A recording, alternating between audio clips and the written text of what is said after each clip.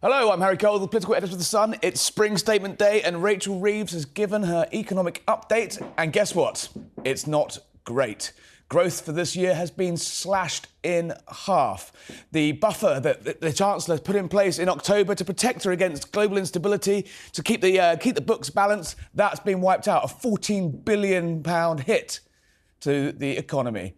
Now, the Chancellor tried to put a brave face on things, but frankly, the whole government bet of relying on growth to avoid having to slash the size of the state has crumbled. It's in tatters. The growth figures are in.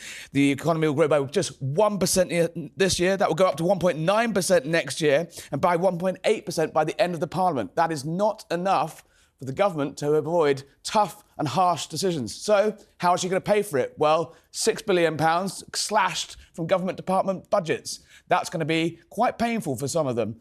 And then a £5 billion slashing of the welfare bill. Now, some people are saying that's not even enough to even touch the sides of Britain's bloated benefits payments. But already, politically, the Chancellor is in a very, very tricky position because Labour MPs don't want to touch it anymore. That's going to make a collision course with her own party. Now, look, everywhere you look in this update, there's grim news. Inflation that was going down, has been going down for the last couple of years after it soared after COVID, is forecast to go back up. It will eventually, by the end of the Parliament, they say, get back to that target of 2% of inflation, meaning that 2% price rises each year, but we're looking at 3% by the end of this year. That's going to hurt as well. And the problem is Rachel Reeves essentially now just in a bit of a doom loop? So her October budget, which put £40 billion of tax rises onto the British economy, 25 billion of those tax rises directly aimed at employers, people that keep the country growing, people that create jobs. Now,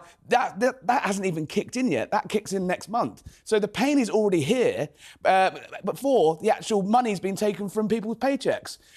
She increased borrowing by 30 billion in November, and in the small print of this OBR document, it says she's going to increase borrowing by an extra 17 billion pounds. The markets are not going to like that. So what's she going to do? Because in October, she's going to have another budget. And lo and behold, we all expect the OBR to come back then and say, look, your headroom's gone again. So where's she going to find even more money? Politically, she's trapped between left-wing Labour MPs who don't want to slash the benefits bill, markets who don't want to increase borrowing, and so the only place there really is more tax rises or more spending cuts. So she's put a brave face on it today, but she'll be back in 6 months having this exact same conversation.